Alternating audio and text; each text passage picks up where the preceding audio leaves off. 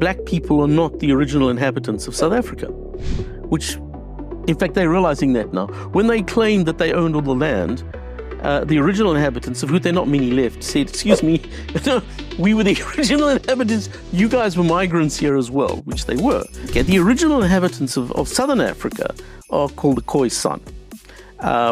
In the West, the Bushmen are Khoisan. Hottentots are Khoisan. But you can't use those words anymore. You now have to call them Khoisan. Okay? All right, now, and they were the inhabitants of the whole of Southern Africa. So the whole of South Africa, at one stage, were Khoisan. The black people originated in what is now Cameroon. That's where they... Hold on, Khoisan aren't black? No. What are they?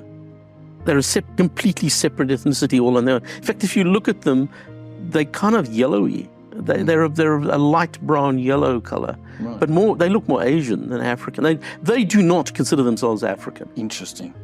When the white guys arrive in Cape Town, so 1652 is when Dutch guys arrived there. At that stage, you could have divided South Africa almost exactly 50-50, what's now South Africa. The western half of the country was entirely Khoisan. There were no black people there. None at all. Only Khoisan. So we're Cape Towners, all that area, Khoisan people. The northern part of the country did have black people. They'd started arriving, and they were still migrating. How long have they been there in the northern? Well, it's a moot point, and people have debated it. It would seem that black people had probably started arriving in the northern parts of South Africa maybe 1,000 years, something like that, about 1,000 years before whites got there, right up in the north, okay? And they've been slowly moving south because it's an empty space. I mean, one of the things about Africa is it's very empty. Up until the 1950s, Africa was very empty. It's the population exploded because white colonists, the naughty white colonists, put hospitals there, and there's been this huge population explosion since the 1950s. But Africa was really very empty up until then. And so tribes moved around and just occupied new empty territory.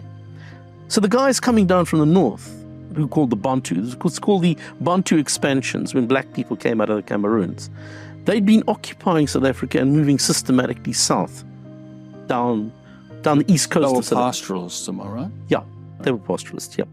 Whereas the Khoisan were hunter-gatherers. They were like aboriginals, okay, so they hadn't become pastoralists yet.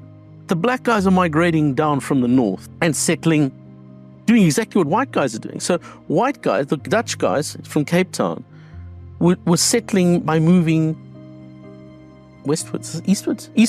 So the white guys are moving from Cape Town eastwards, and the black guys are moving down from the north. And they met at a place called the Fish River, which is now in the middle of South Africa, at a place called, it's still called Border. Everybody in South Africa calls that part of the country the border, even though there's no border there at all anymore. But there was a river called the Fish River, which is where blacks and whites first encountered each other. And then it started 100 years of warfare between whites and the Khoisan, who were the tribe that they met there. So, okay, so at that point, that would have been in about 1700. So whites and blacks first encountered each other in 1700. Okay? So whites had already been there for 100 years at that point.